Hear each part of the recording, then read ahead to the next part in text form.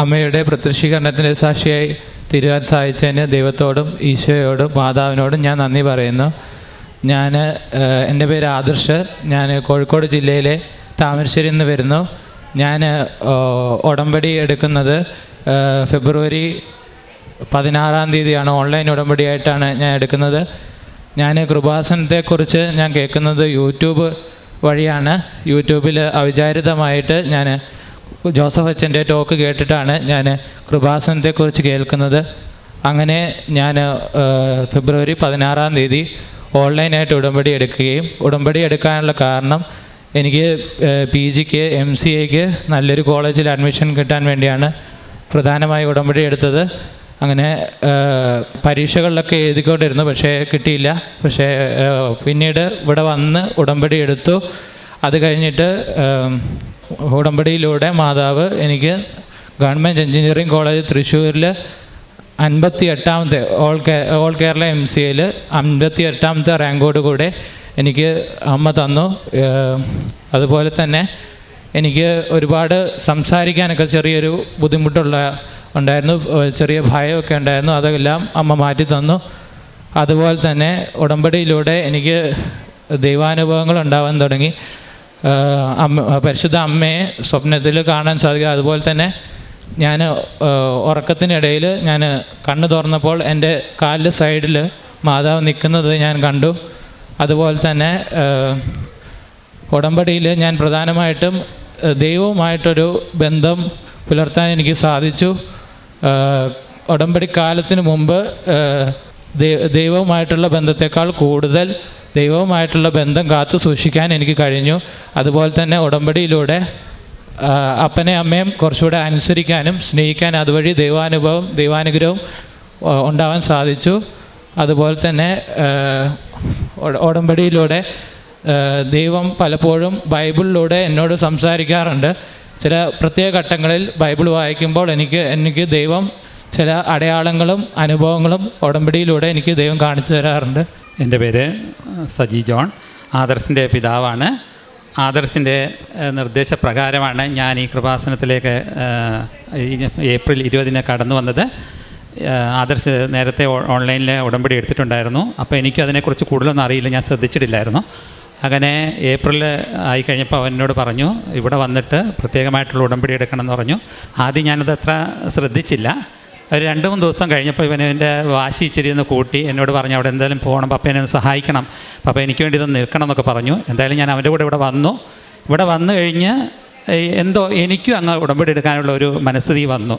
ഞാൻ ഉടമ്പടി എടുക്കണമെന്നൊന്ന് വിചാരിച്ച് വന്നതല്ല, പക്ഷേ ഞാനിവിടെ വന്നിട്ട് ഞാൻ അറിയാതെ തന്നെ ഞാൻ ഉടമ്പടിയിലായിട്ട് ഞാൻ പോയി കഴിഞ്ഞപ്പോൾ എനിക്ക് ഇവിടുന്ന് വലിയ അനുഭവമൊക്കെ ഉണ്ട്. അനുഭവം എന്ന് പറഞ്ഞാൽ വലിയൊരു ഭക്തിയും ഒക്കെ എനിക്കിവിടെ എന്തൊക്കെയോ ഒരു തേജസ്സൊക്കെ എനിക്ക് അനുഭവപ്പെടാൻ സാധിച്ചു. പിന്നെ ഇവിടുന്ന് ഞാൻ പോയി കഴിഞ്ഞിട്ട് എനിക്കുണ്ടായൊരു പ്രശ്നം എന്ന് പറഞ്ഞിട്ടുണ്ടെങ്കിൽ എനിക്ക് ചില പരീക്ഷണങ്ങളുണ്ടായി എന്നുള്ളതാണ്.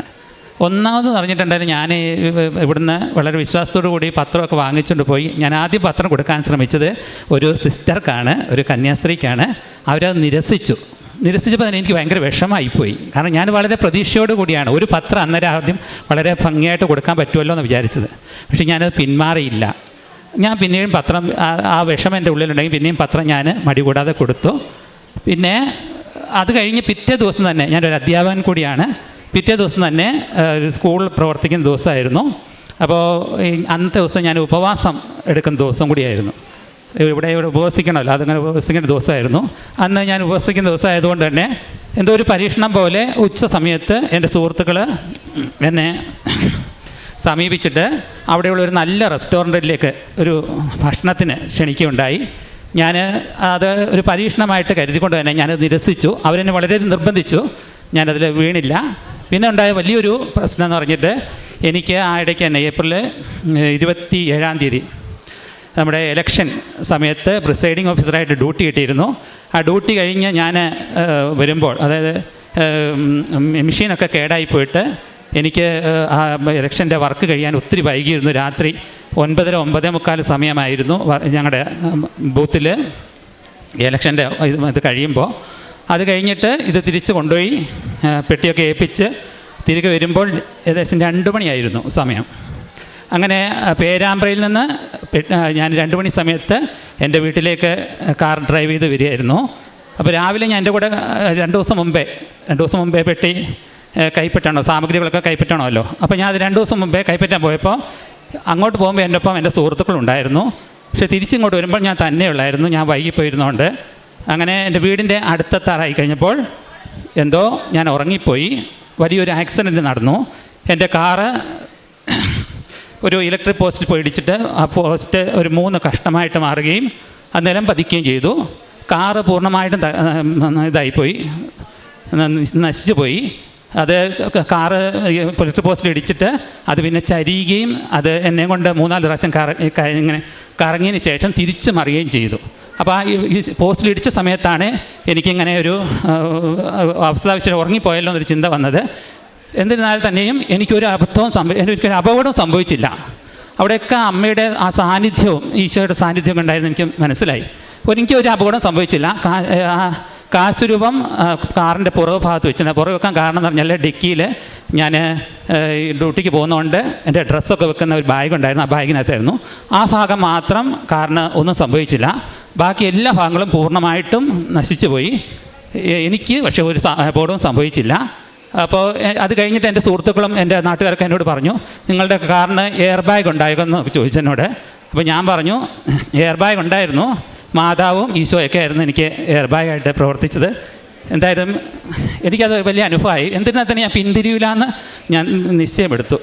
ഇനി 90 ദിവസം കാലം എന്നാലാവുന്ന വിധമൊക്കെ ഞാൻ നടത്തുമെന്ന്, എന്നെ പറ്റുന്ന രീതിയിലൊക്കെ ഈ ഉടമ്പടി കൊണ്ടുവന്ന് ഞാൻ ശ്രമിച്ചു. പ്രധാനമായിട്ട് ഉടമ്പടി ഞാൻ വെച്ചിരുന്നത് എൻ്റെ മകൻ്റെ അഡ്മിഷനായിരുന്നു.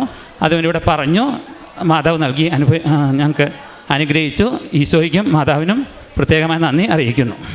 ഉടമ്പടി ഉപ്പ് കഴിച്ചതിലൂടെ എൻ്റെ വയറിന് ചെറിയ ഒരു ബുദ്ധിമുട്ടുണ്ട്. വയറ് കനം വെച്ചിട്ട് വയറുവേദനയൊക്കെ വരുന്ന അവസ്ഥയുണ്ടായിരുന്നു. ഉടമ്പടി ഉപ്പ് കഴിച്ചതിലൂടെ വയറുവേദന പൂർണ്ണമായി മാറി. ഇത്രയും തന്ന മാതാവിനും ഈശോയ്ക്കും ഒരുപാട് നന്ദി. അതുപോലെ കാരുണ്യ പ്രവർത്തനങ്ങൾ എന്നാൽ കഴിയുന്നത് പോലെ പ്രേക്ഷിത പ്രവർത്തനങ്ങളും കാരുണ്യ പ്രവർത്തനങ്ങളും ചെയ്തു. അതുപോലെ തന്നെ ഒരു നേരത്തെ ഉച്ചഭക്ഷണം വൃദ്ധസദനത്തിൽ അന്തേവാസികൾക്ക് കൊടുക്കാൻ സാധിച്ചു. ഇത്രയും തന്ന ഈശോയ്ക്കും മാതാവിനും ദൈവത്തിനും 1000 നന്ദി പറയുന്നു. ഈ ഒരു സാക്ഷ്യത്തിൽ സാധാരണ ഈ അപ്പച്ചനോ അല്ല പ്രത്യേകിച്ച് അമ്മമാരെടുക്കുന്ന ഉടമ്പടിയിൽ മക്കൾ തന്ന് സാക്ഷ്യം പറയുന്നതാണ്. ഇപ്പോൾ ഈ ഒരു സാക്ഷ്യത്തിൽ ആദർശാണ് ഉടമ്പടിയെക്കുറിച്ച് കേൾക്കുന്നതും ഉടമ്പടി എടുക്കുന്നതും പിന്നീട് സ്വന്തം അപ്പനെ കൊണ്ട് എടുപ്പിക്കുന്നതും.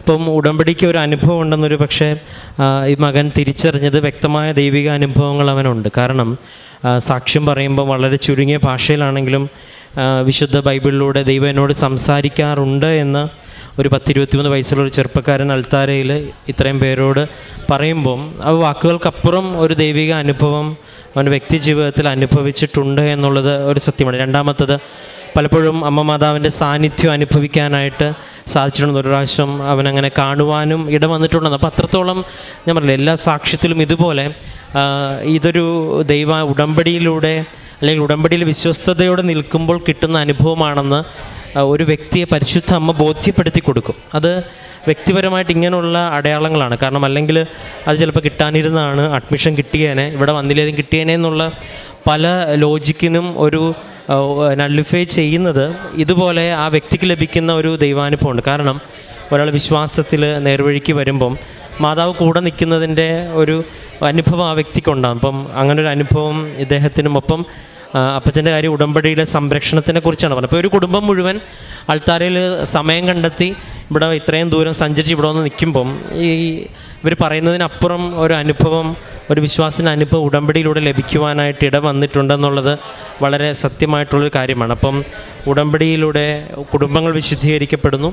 അത് വിശുദ്ധീകരിക്കപ്പെടുന്ന വ്യക്തിപരമായിട്ട് അനുഭവത്തിലൂടെ വിശുദ്ധീകരിക്കപ്പെടുന്നു. അപ്പോൾ ഈ ഒരു കുടുംബത്തിലൂടെ നമുക്ക് ലഭിച്ച വലിയ ബോധ്യത്തിനെ പ്രതി ഇപ്പോൾ നമ്മുടെ കുടുംബങ്ങളും പരിശുദ്ധ അമ്മയുടെ പ്രത്യക്ഷീകരണത്തിൻ്റെ വലിയ സാക്ഷ്യം പറയാനായിട്ട് ദൈവം ഇടവരുത്തണമെന്ന് പ്രത്യേകം പ്രാർത്ഥിച്ചുകൊണ്ട് കരങ്ങളടിച്ച് ദൈവത്തിൻ്റെ നാമം മഹത്വപ്പെടുത്താം.